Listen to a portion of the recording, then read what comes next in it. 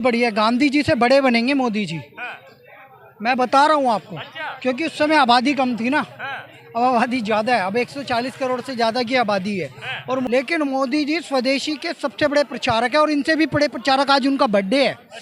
सबसे पहले विदेशी वस्त्रों की होली जलाई थी वीर सावरकर जी ने, स्वतंत्र वीर सावरकर जी ने। 2 बारी का काला पानी हुआ था, अंग्रेजों ने भी मान लिया था एक और जन्म होता है, उनको सजा दी गई थी। वो सबसे पहले स्वदेशी का आग्रह करने वाले थे। फिर गांधी जी ने आग्रह किया था।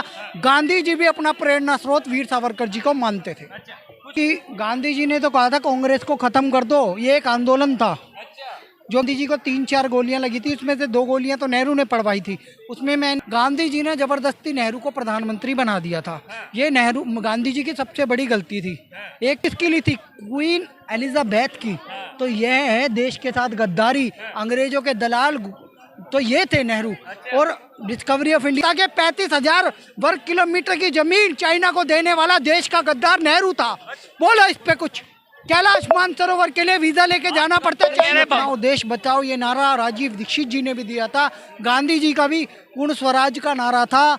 यहाँ तक कि महर्षि दयानंद सरस्वती हिंदवी स्वराज वाले हमारे छत्रपति शिवाजी महाराज, संभाजी महाराज और कितने ही अपने योद्धा रहे हैं। यहाँ तक कि पारसी भी एक नेता हुआ करते थे, उन्होंने भी नारा दिया था स्वराज का। तो स्वदेशी एक बहुत बड़ा संकल्प है और इसका कोई विकल्प नहीं हो सकता। हमको स्वदेशी अपनाना पड़ेगा। जैसे हम भारत माता की जय बोल रहे हैं, भारत माता का मान बढ़ाना होगा। अच्छा, कुछ लोग ये भी कह रहे हैं कि मोदी जी जो है वो महात्मा गांधी बनना चाह रहे हैं। जैसे महात्मा गांधी ने कहा था खादी को अपनाइए, अपने देश की चीजें अपनाइए। वाह वाह वाह, बहुत बढ़िया। गांधी जी से बड़े बनेंगे मोदी जी। मैं बता रहा हूँ आपको। क्योंकि उस समय आबादी कम थी ना, अब आबादी ज़्यादा है। अब 140 करोड़ से ज़्यादा की आबादी है। और मोदी जी की बातें सुनने वाले ज़्यादा लोग हैं, तो मोदी जी का कद और बढ़ जाएगा। और वो कभी भी गांधी जी से आगे जाने की बात नहीं कहते। वो मोदी जी कहते हैं 2 अक्टूबर के दिन भी उन्होंने क्या किया भाई, उन्हीं सूट चला के दिखाया। वो अहमदाबाद में मोदी जी गांधी जी आश्रम में ही तो लेके जाते हैं। चाहे वो चाइनीज़ प्रेसिडेंट को लेके गए कि शी जिनपिंग को, चाहे वो जापान के प्रेसिडेंट को लेके गए हों। समझो आप इस बात को।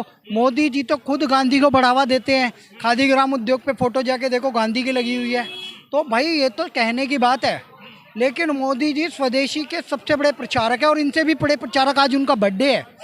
सबसे पहले विदेशी वस्त्रों की होली जलाई थी वीर सावरकर जी ने, स्वतंत्र वीर सावरकर जी ने। 2 बारी का काला पानी हुआ था, अंग्रेजों ने भी मान लिया था एक और जन्म होता है, उनको सजा दी गई थी। वो सबसे पहले स्वदेशी का आग्रह करने वाले थे। फिर गांधी जी ने आग्रह किया था।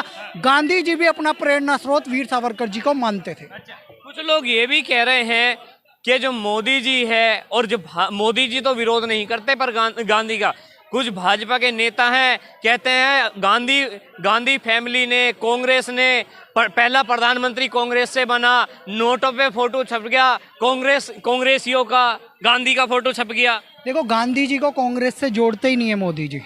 क्योंकि गांधी जी ने तो कहा था कांग्रेस को खत्म कर दो, ये एक आंदोलन था। जो कि अंग्रेजों द्वारा बनाई गई एक पार्टी थी, जिसे खत्म करने को गांधी जी ने कहा था। उसके बाद गांधी जी की कॉन्स्पिरेसी के तहत हत्या करवा दी गई थी। कुछ लोगों का कहना था गांधी जी को 3-4 गोलियां लगी थी, उसमें से 2 गोलियां तो नेहरू ने पड़वाई थी। उसमें मैं नहीं जाऊंगा, वो कंट्रोवर्सी हो जाएगी। हाँ, ऐसा कहा जाता है। उनके पीए ने भी कहा ऐसा मैंने वीडियो सुना, उसमें कहा गया। मैं एक बात बताता हूँ। आप एक बात सोचिए, इस देश में अगर ज़्यादा वोट जिसको मिलते वही प्रधानमंत्री बनता है।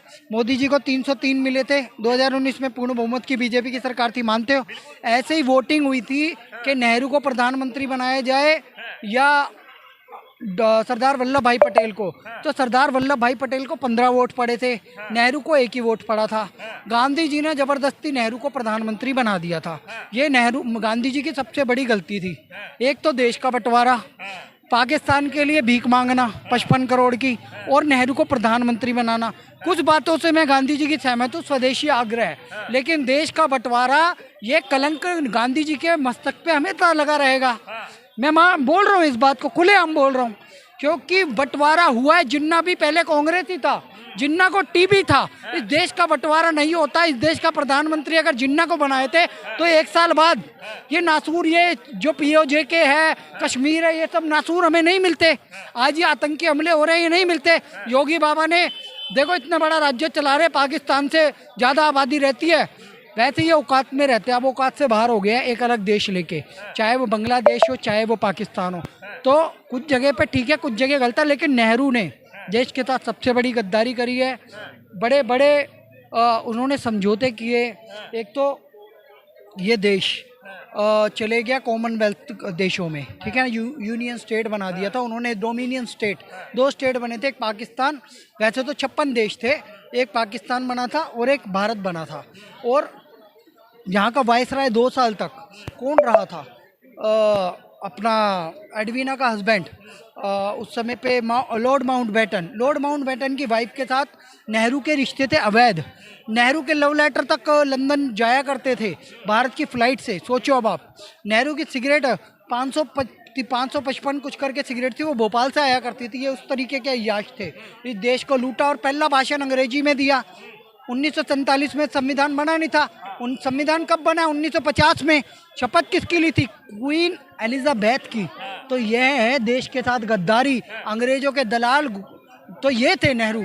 और डिस्कवरी ऑफ इंडिया इन्होंने कहा लिखी, नाभागी जेल में याशी तो ये कर रहे थे, लखनऊ की जेल में मखमल के गद्दे पे तो ये सोते थे। सावरकर जी ने काला पानी भोगा, लेकिन इन्होंने अय्याशी करी, ऐश की, इसीलिए इन्हें गद्दार बोला जाता है। देश में कैलाश मानसरोवर किसने दिया? चाइना को। 1962 का युद्ध कौन हारा? बंजर जमीन बता के 35,000 वर्ग किलोमीटर की जमीन चाइना को देने वाला देश का गद्दार नेहरू था। बोलो इस पे कुछ। कैलाश मानसरोवर के लिए वीजा लेके जाना पड़ता है। आजाद भारत के पहले प्रधानमंत्री रहे। राहुल गांधी को भी गद्दार कह रहे हो। चाइना के साथ एमओयू साइन कर राजीव गांधी फाउंडेशन में चाइना पैसे देता है, डीप स्टेट के साथ इनकी सेटिंग है। पाकिस्तान जो सवाल पूछते हैं वो सवाल ये पूछ रहे हैं, राफेल का हिसाब दो, कितने मारे गए। अबे गद्दार ये बता, राफेल एक भी नहीं मारा गया, मैं बोल रहा हूँ। अब क्या भारतीय सेना तुम्हें रोड पे खड़े होके बताए? 2-2, 3-3 प्रेस वार्ता होगी, तुम्हें पता नहीं? लीडर ऑफ अपोजिशन और डिफेंस कमेटी के मेंबर हो, तुम्हें पता नहीं? राहुल गांधी देश के गद्दार है, पाकिस्तान का, चाइना का डीप स्टेट का एजेंडा पीट रहे। ये सबूत गैंग है। मोदी जी ने कहा ना, इस देश में सबूत गैंग एक्टिव हो गया है। सुप्रिया श्रीनेत, पवन खेड़ा, राहुल गांधी, ये देश के गद्दार लोग सबूत मांग रहे हैं। जो सबूत पाकिस्तान मांग रहा है वही सबूत तुम मांग रहे हो। सबूत लेने हैं तो शशि थरूर से ले लो, सऊदी अरब, कतर, अलग अलग देशों में जाके दे रहा है वो। शशि थरूर का नाम लिया है, अब कांग्रेस वाले कुछ ऐसा भी कह रहे हैं कि शशि थरूर भी अब शुद्ध होने की वॉशिंग मशीन में जाने वाले हैं। तो गए किसके नेतृत्व में? भाजपा के नेतृत्व में तो गए हैं, सोचो। और कोई आता है अच्छा बंदा तो स्वागत है उसका, पढ़ा लिखा व्यक्ति है, डिप्लोमेट रहा है वो, पूर्व मंत्री भी रहा है यूपीए सरकार में, इंटेलिजेंट आदमी है, विदेश नीति अच्छे से जानता है। हमारे डॉक्टर एस जयशंकर कितने स्मार्ट व्यक्ति है। स्मार्ट लोग तो चाहिए ना। अजीत डोभाल स्मार्ट है। देखो बैजयंत पांडा के नेतृत्व में ओवैसी भी तो गया है। Nishikant Dubey, doctor Nishikant Dubey, most intellectual person, intelligent member of parliament in India, ये निशिकांत दुबे हैं। डॉक्टर सुधांशु त्रिवेदी है, अपने संबित पात्रा गए हैं, तेजस्वी सूर्या गए हैं, मनीष तिवारी गए हैं। कितने लोग गए हैं यार, कितने नाम गिनवाऊं? आपने असदुद्दीन ओवैसी की बात की। ऐसा कहा जा रहा था कि असदुद्दीन ओवैसी ऑपरेशन सिंदूर पे सवाल उठाएंगे।